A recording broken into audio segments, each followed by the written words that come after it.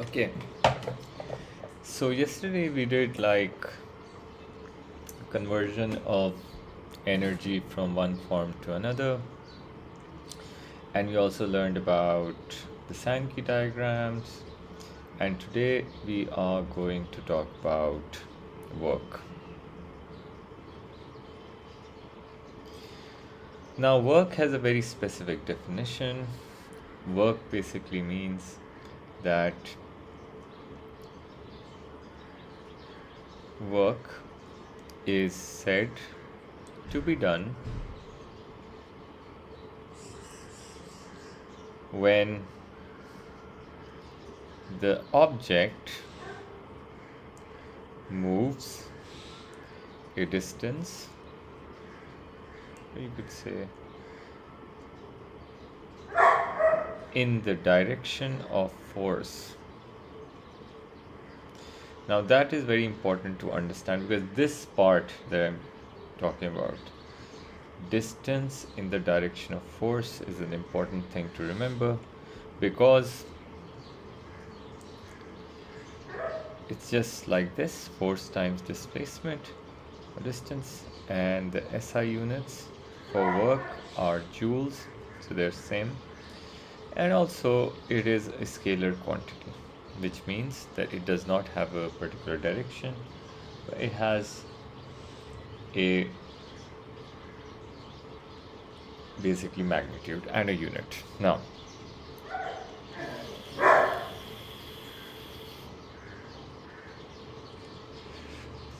suppose that this person, there is a load,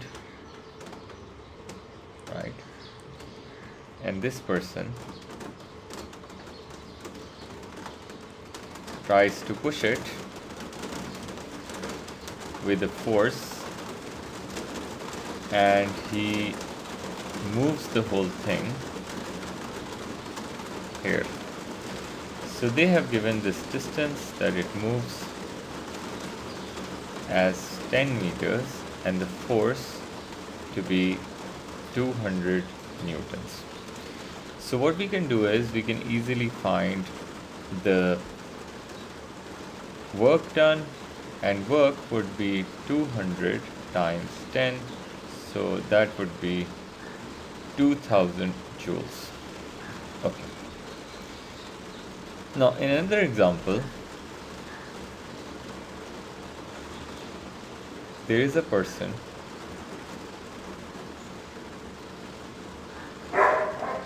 who holds a box in his hand and then moves to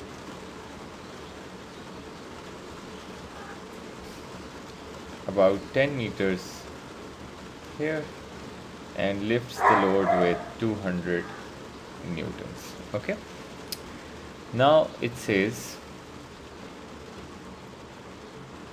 what is the work done on the box? Can anybody please tell me?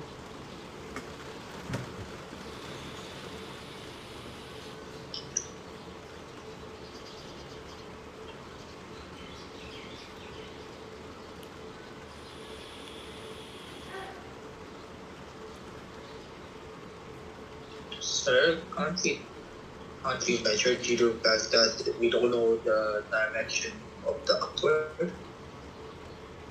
No, I mean he has just moved to the new place. The box is in his hands, same height. I just want to know what is the work done on the box. Surely it can't be 2000 joules also.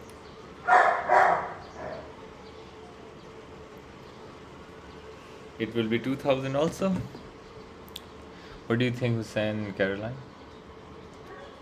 And Chavez?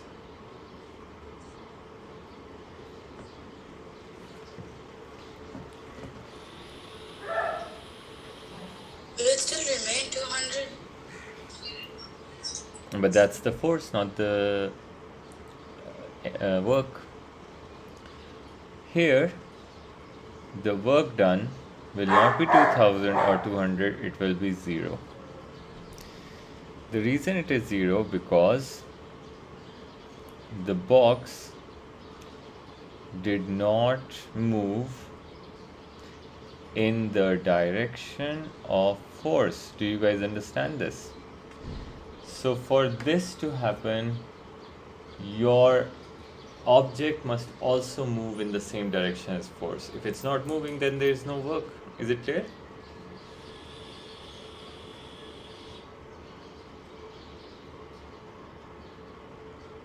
Any questions? Yes. Okay, so this is the point why I highlighted the whole thing. But you need to remember this. Okay. Now, work can be done in favor of force or against it. So let's suppose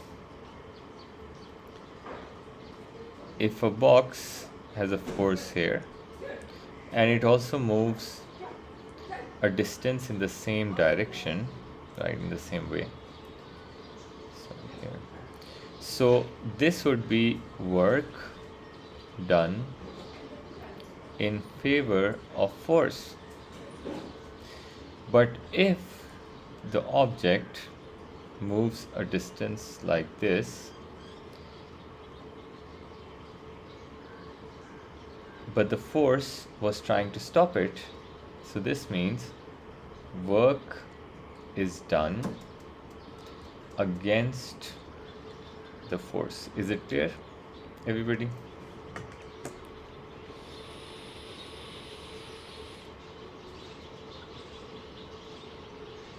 Any questions you guys have now?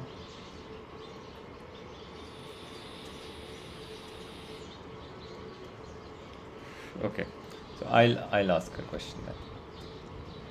So suppose there are a couple of stairs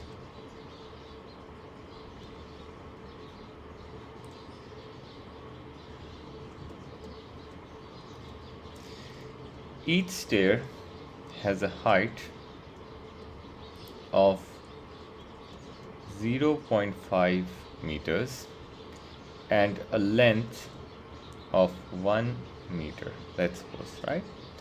So there is this person standing right here. His mass is 60 kgs and he wants to go up right here. Okay, so they ask, what is the work Assalamualaikum, sir. done, walaikum salam, what is the work done against the gravity? Okay, so can you guys do it?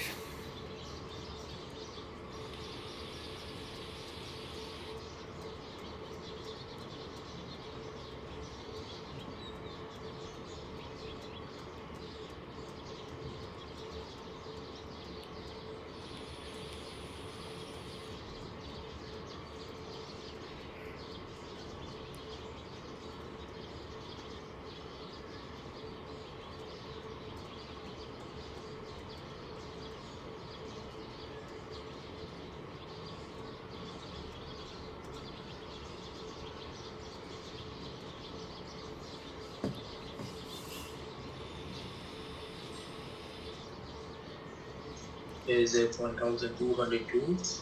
1200 joules. Okay, let's see who else can find it. Maybe your answer is correct, maybe it's wrong, I don't know.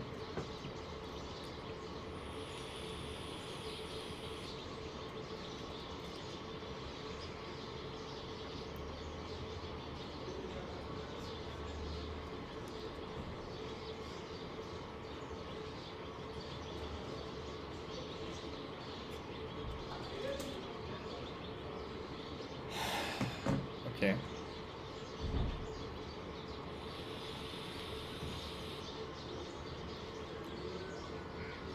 Anyone else got an answer?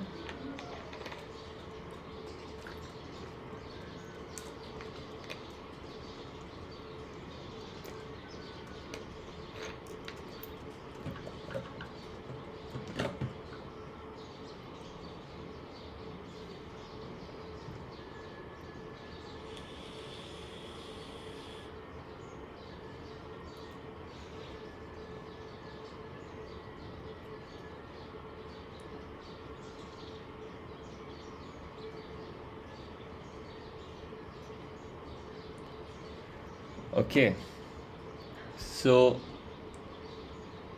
basically, first of all, we don't have the force here.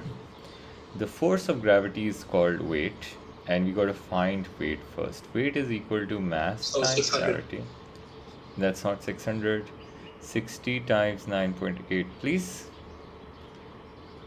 I told you that now you guys need to take 9.8, okay? So 60 times Okay, so 9.8. 5. Okay, 588 newtons, right? Now we need to find what the weight will always act like downwards, and we need to find the height of this because we need to basically uh, do work against it, which means we got to find this height. Now there's 6 stairs, 1 2 3 4 5 6, and each stair is 0.5 of height, which means that this will be 3 meters of height. Is it clear, everybody? Now work is 588 times 3, and that would be 588. 1764. Yes, 1764 joules. Everybody understands this? Understood this. What did you do? Wait, Mr. Hart, did you get the 3 meters? Each stair is a height of 0.5. There are 1, 2, 3, 4, 5, 6 stairs. So 6 times 0.5 is 3. Okay? Alright, now.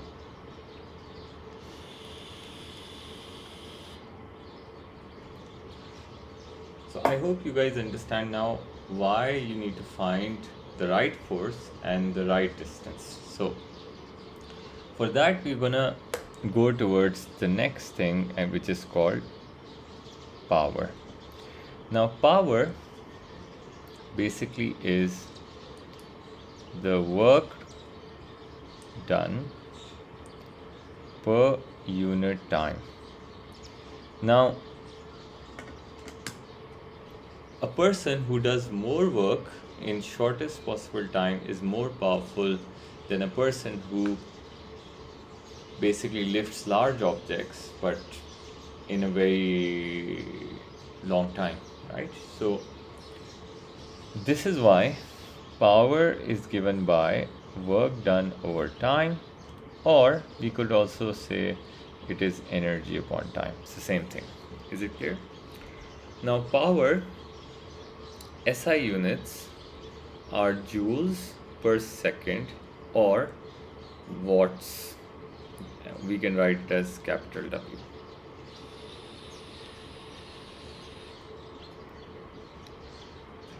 Now, just like work and energy, power is also a scalar quantity. It does not have a particular direction. Now, if you look at one more formula, because since we said, I'm going to just change the color. Power is work done over time, and work is force times displacement over time. Can somebody tell me what is displacement over time? Right here.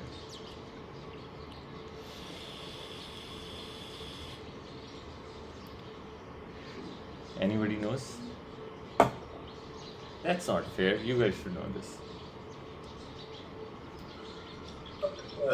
Speed, distance divided by time, that's speed. Velocity. Right. So power is now also force times, you can replace displacement time with velocity, right? So now we have 3 formulas for power that we generally use. One is power is work done over time. The second is power equals to energy over time. And the third is power equals to force times velocity. Is it clear?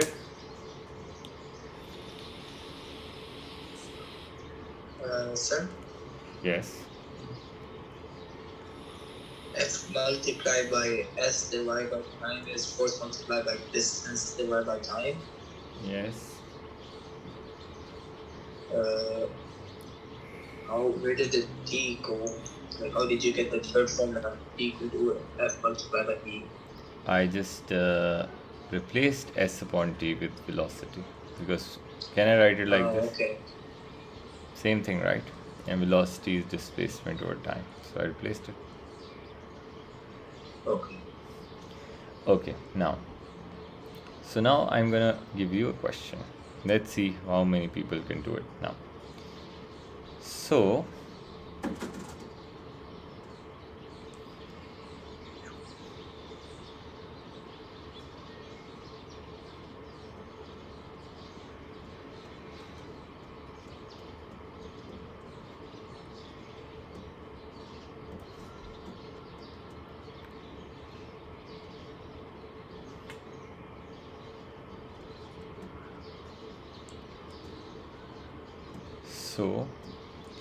a motor lifts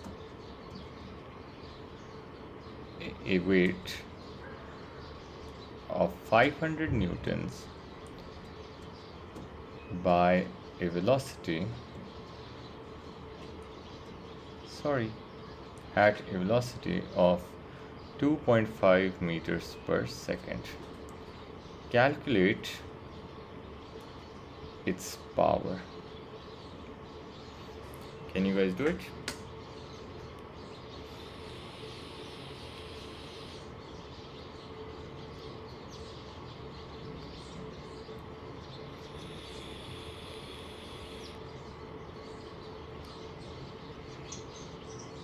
$1,200.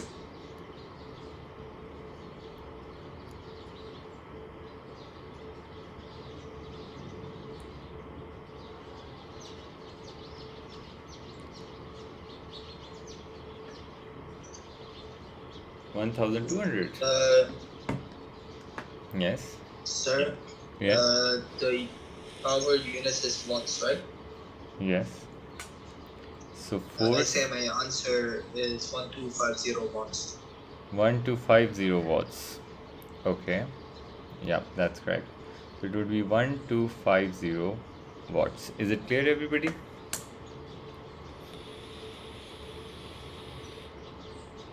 It's clear. Okay. Now, when you're doing any work, one of the most important thing is that we need to check how efficient that particular machine or an object is that's doing work, right? So we would like to talk about efficiency, right? So efficiency basically is given by useful output over total input. And if we want to find the percentage of efficiency, we just need to multiply the same formula with 100%.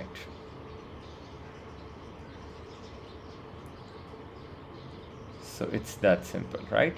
Efficiency is a ratio, so it does not have any units. Okay, so you can use energy and power both in this, because but they have to be like the same quantities, right? So let's talk about it. Generally what happens is, like we talked about it earlier, that the total input is the energy or power you're using to do some work, and then we are getting some output from that. So that is the useful output. Like we gave an example of a car, right? When you fill in petrol, you're putting chemical energy, right? So that would be input, and the kinetic energy we get from it is the output. But with that, some wasted energy is there too. So we write wasted too. Now, so basically this is the main connection between all of these, and the above formula that we need to remember. Okay, now let's do a question so you guys can understand what I mean.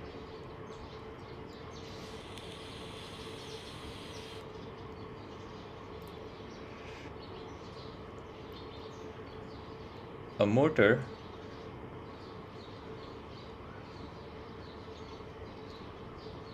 uses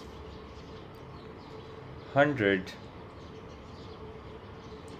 kilowatt of electrical power. Okay,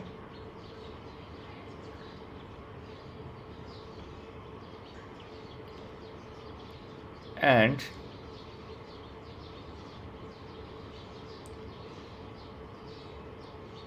moves a trolley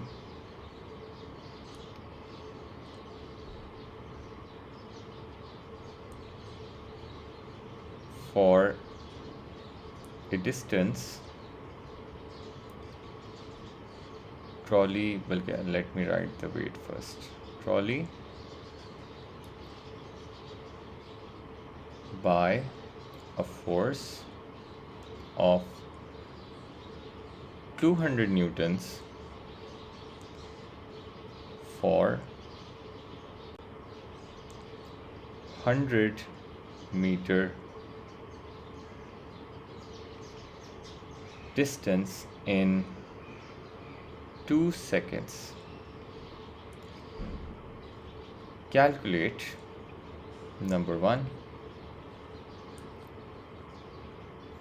the efficiency.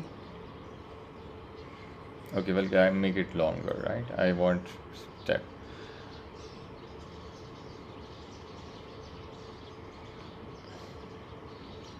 Useful output, and then in the next part we're going to calculate the efficiency, and then we're going to talk about the wasted power. Can you guys do it, please? Okay, you have 5 minutes for this. Okay, this is a tough one.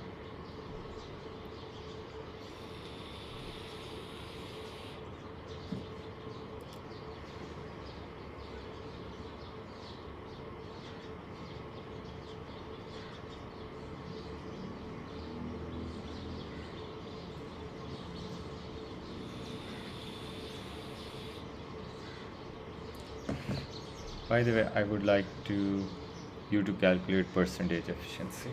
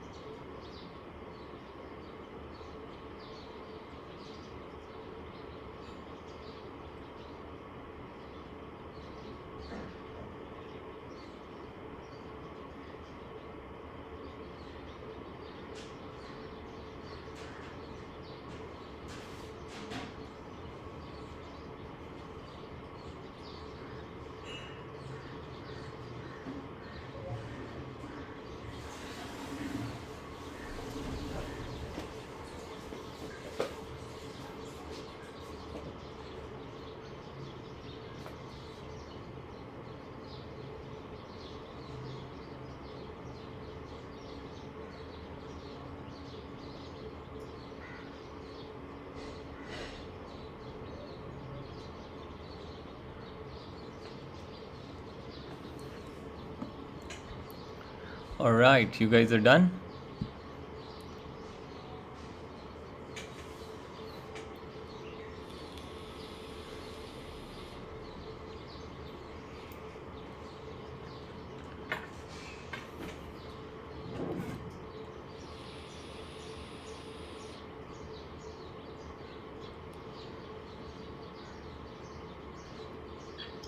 Okay, so I got my answer.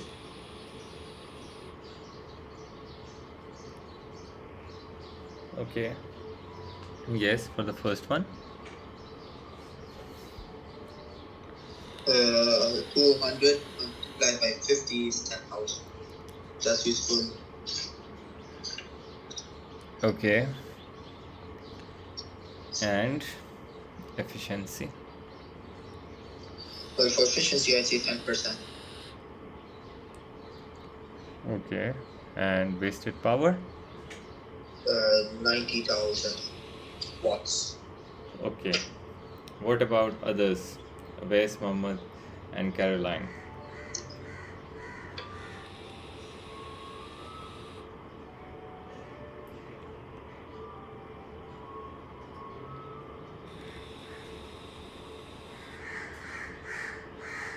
Nobody else could do it.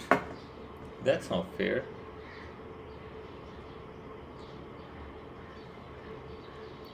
You guys must give me some answer. So, for the first part, yes, I also got 10,000. Okay. I also. Okay. But first, I don't think it's right. Okay.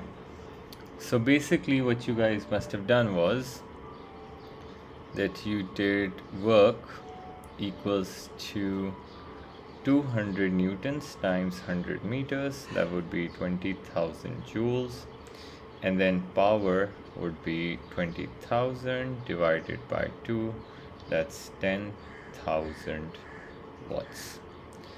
And then efficiency would be the useful output over total input, which is 100,000 to be and multiply by 100% would give you 10%, right? And the wasted power would be total is 100,000 and useful was only 10,000 plus wasted, so that would be equal to 90,000 watts. Is it clear, everybody? Any questions now?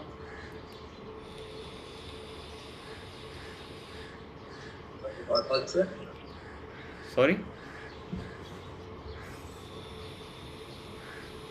I said I got all correct. That's very good. Excellent. So now it means you guys have understood the concept of how it works. If you guys have any questions, please let me know. Sir, in the total input, how did you get 100,000? It was 100 kilowatt electrical power was given to the motor, right? So that's the input. If you change 100 kilowatt to watt, it would be 100,000. Kilo means 1,000, you know.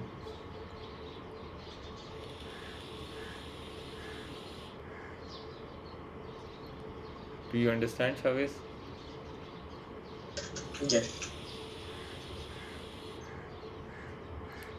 Okay. So I guess we're gonna stop here because the majority portion is done, and in the next class then we're going to look at